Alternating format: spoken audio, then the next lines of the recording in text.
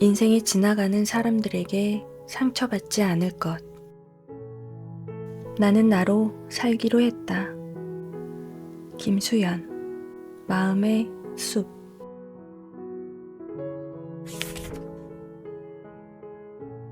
1장. 내게 친절하지 않은 사람에게 친절하지 않을 것. 대학을 갓 졸업했을 무렵 나는 한 회사에서 인턴을 했다. 내가 처음으로 배정된 팀에서 만난 주임은 나를 하인처럼 대했다고 할까? 갑질이 적당할 듯하다. 자기 앞에 있는 모니터를 10cm 옮기는 것도 나를 시켰고 사소한 실수만 해도 나 엿먹여? 라며 면박을 줬다. 사회생활이 처음이었고 모든 게 평가 대상이었던 인턴 신분의 나는 어찌할 바를 몰랐다. 그저 이 집단의 가장 아래 놓여 있다는 사실을 실감하며 호모 인턴스 시절을 보냈다.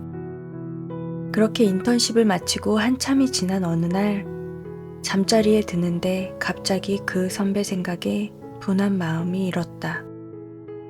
그런데 내가 정말 참을 수 없었던 건 그녀가 나에게 한 행동이 아니라 그런 상황에서도 표정 한번 구기지 않은 나 자신이었다. 큰 권한이 있던 것도 아닌데 대단한 권력이라도 지닌 듯 구는 그녀에게 나는 단 한 번도 꿈틀하지 못했고 그런 나의 태도는 그녀가 나를 점점 더 하대하게 만들었다. 좀 다른 경우긴 하지만 민주화 운동을 하다 고문을 당했던 사람들이 과거를 떠올릴 때 가장 괴로운 건 그때 겪은 고통이 아니라 고문관에게 잘 보이려 했던 자신의 비굴함이라 했다. 물론 그것이 우리의 잘못은 아니지만 사람의 자존감에 치명상을 끼치는 건 부당한 대우 자체보다 부당한 대우에 굴복한 자기 자신인 거다. 그러니 우리에게 친절하지 않은 이에게, 우리를 존중하지 않는 이에게 친절하려 애쓰지 말자. 상황을 바꿀 수 없을지라도 적어도 그들에게 비굴하지는 말자. 저열한 인간들로부터 스스로의 존엄함을 지키기 위하여 우리에겐 최소한의 저항이 필요하다. 2장. 떳떳한 자신에게 자부심을 느낄 것. 내가 어릴 적엔 성공시대라는 TV 프로그램이 있었다. 성공한 사람들의 일대기를 보여주는 방송이었는데 매주 인물이 바뀌지만 이야기의 서술은 언제나 동일했다. 과거의 비참한 현실과 현재의 성공을 대비시키고 엄청난 노력과 불굴의 의지가 그 간격을 메운다. 그걸 보고 있노라면 아무리 힘든 환경이라도 노력으로 극복하고 성공할 수 있을 것 같은 기분이 들었다. 어른이 되어 생각해보니 그건 능력주의의 시작이었다. 개인의 능력과 노력만 있으면 누구나 성공할 수 있다는 자기계발서 같은 이야기. 하지만 현실에서 능력과 노력은 성공의 마스터키가 아닌 여러 요인 중 하나일 뿐이다. 물론 노력이 경시될 수는 없으나 운과 환경과 같은 비능력적인 요소가 많은 것을 좌우하고 노력만으로 큰 성공을 거둔 이가 있다 해도 소수의 예외가 전체를 대변할 수는 없다. 히말라야를 등반하는 것도 아닌데 학교엔 노스페이스나 케이토쯤은 입고 가야 가오가 살고 부녀회에선 비싼 아파트처럼 보이기 위해 아파트 이름을 영어로 바꿔야 한다는 총극을 벌인다. 기회가 평등하지 않는 한 능력주의는 허구일 수밖에 없음에도 성공시대와 자기계발서가 심어놓은 왜곡된 능력주의는 우리를 부자인가 아닌가 하는 결과값에 맞춰 우쭐함과 부끄러움 사이 어딘가에 놓이게 했다. 하지만 막상 주변을 둘러보면 그저 운이 좋아서 혹은 상속받은 자본으로 부를 이룬 부자가 한둘인가? 가난하지만 성실하고 정직하게 살아온 이웃이 한둘인가? 과정은 스킵한 채 편법을 저지르고 약자를 착취해도 돈이 많은 부자는 당당하고 성실하고 정직하게 살았어도 가난한 사람들은 자신이 부끄럽다면 그건 이상한 일이 아닐까? 가난하다 해도 삶에 최선을 다했고 떳떳하게 살아왔다면 그 삶에 자긍심과 자부심을 느껴야 한다. 세상에는 부끄러워해야 할 부가 있듯 떳떳한 가난이 있다.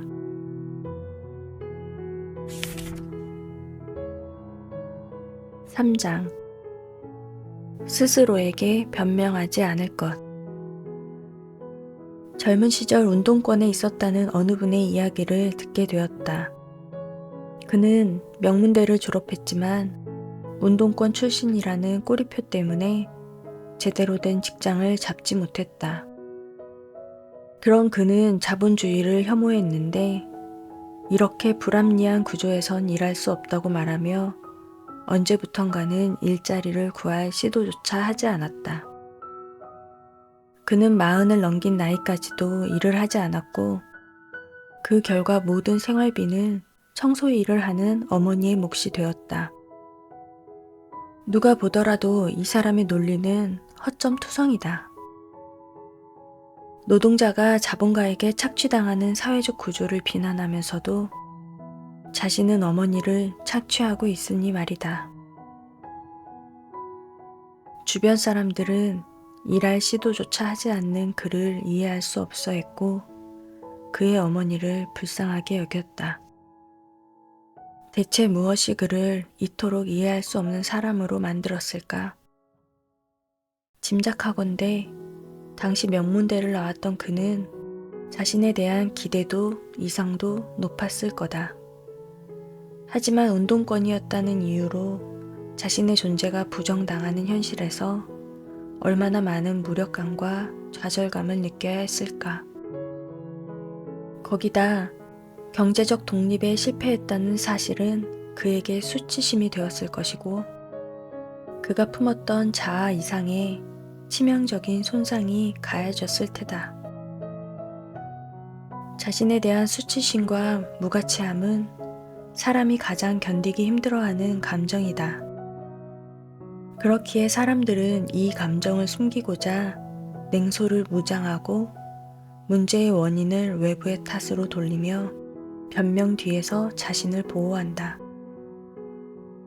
그런데 문제는 변명으론 자신을 지킬 수 없다는 데 있다. 자신을 방어하기 위한 변명에는 사실 그 자신도 속지 않기 때문이다. 겉으론 아닌 척해도 무력감과 수치심은 여전히 내면에 처리되지 못한 채 남아있는 것이다. 그러나 더 이상 그 과거에 묶여 인생 전체를 소진해서는 안 된다. 그 이유가 무엇이든 자책과 원망을 소거하고 있는 그대로 자신을 투명하게 재평가해야 한다. 대학 시절 좋은 세상을 만들기 위해 애썼던 자신의 노력에 자부심을 느껴야 하고 좌절된 욕구는 어쩔 수 없음을 받아들여야 한다. 한심하고 부끄러워해야 할 건 좋은 직장에 다니지 못하는 거나 성공하지 못하는 것이 아니라 자신에 대한 변명을 늘어놓으며 아무것도 하지 않는 것이다. 자신이 기대했던 모습은 아닐지라도 스스로가 초라하게 느껴지는 걸 견뎌야 할지라도 변명을 덜어낸 진짜 자신과 마주하자. 그리고 그 마주본 끝에 가장 중요한 건 다시 시작하는 데 있다. 중요한 건 자기 내면의 분노로부터 자유로워지는 것이다. 4장 누구의 삶도 완벽하지 않음을 기억하자. 중학교 3학년 때 같은 반 남자애가 나에게 네가 힘든 일이 뭐가 있겠냐? 라고 말한 적이 있다. 추측하자면 나는 반에서 잘 떠들고 괄괄한 타입이었는데 조용했던 그 아이는 내가 부러웠던 것 같다. 하지만 당시 중증의 중산병을 앓고 있던 나는 부모님과의 갈등에 괴로워하고 있었다.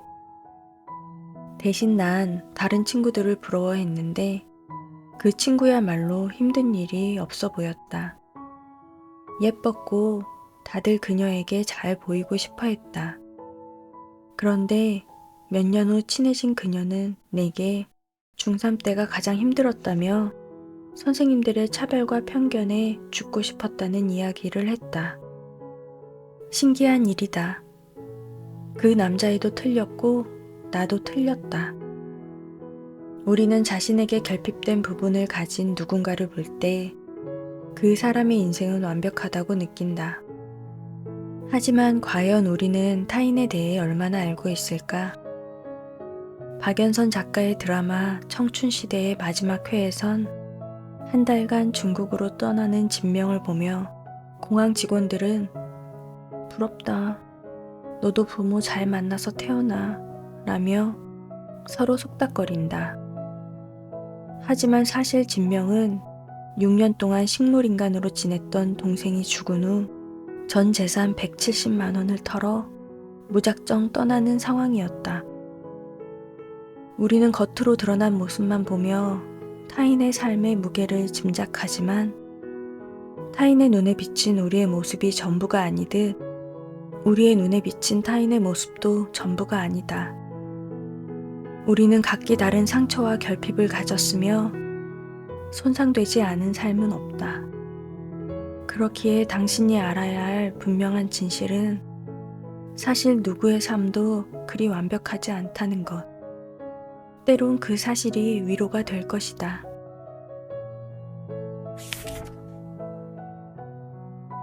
(5장) 단단한 자존감을 다질 것.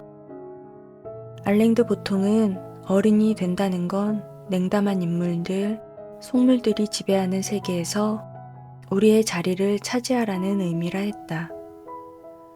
살아보니 세상은 동화 같지 않다. 차별은 일상에 만연하고 속물의 조건적 관심에 의연한 척 무시하려 해도 마음은 주머니 속에 넣어둔 쿠크다스처럼 부서진다. 그래서 사람들은 자존감을 높여야 한다고 말한다. 세상의 기준과 평가에 상관없이 자신을 존중하는 마음을 키우라고. 그래, 말은 잘 알겠는데 그게 왜 말처럼 쉽지가 않을까? 자존감은 기본적으로 어린 시절의 경험과 부모의 양육 방식에 영향을 받는다. 부모와 애착 경험이 부족하거나 학대, 조롱, 방치, 비난을 경험한 경우 자존감 문제에 시달릴 수 있다. 하지만 그렇다고 자존감이 어린 시절 경험에만 평생 고착되는 것은 아니다. 살아가면서 변화한다. 자존감은 우월함에서 비롯된 우쭐함도 아니고 누군가에게 사랑받고 인정받아서 얻어지는 일시적인 만족감도 아니다. 자신에 대한 신뢰이자 행복을 누릴 만한 사람이라 여기는 자기 존중감이다. 이건 정신승리로 얻어지는 것이 아니기에 아무것도 하지 않는데 자신을 신뢰하긴 어렵고 자신의 신념과 반대되는 삶을 살면서 자신을 존중하기도 어렵다. 자존감은 스스로가 믿고 존중할 내면 체계를 세우고 그 신념을 바탕으로 삶을 선택하고 행동하며 책임을 지는 삶의 일련의 과정에서 얻어지는 내면의 힘이다. 그런데 여기에는 중요한 게 있다. EBS 다큐프라임 아이의 사생활에서는 부모의 태도가 자녀의 자존감에 미치는 영향을 실험했다. 실험에 참가한 아이들에게는 퍼즐 조각이 주어졌는데 과제를 어려워하자 자존감이 낮은 아이의 부모는 대신 해결해 주려 했고 자존감이 높은 아이의 부모는 아이가 스스로 해결할 수 있도록 기다려 주었다. 자존감의 재료인 자신에 대한 신뢰와 존중은 삶의 문제를 해결하고 목표를 달성하는 성공 경험이 축적될 때 생겨난다. 그리고 실험에서 보여주듯 가장 중요한 건 그 주체가 자기 자신이 되는 일이다. 스스로를 충분히 의식하지 못한 채 타인과 사회의 시선에 질질 끌려 사는 것으론 결코 자존감에 닿을 수 없다.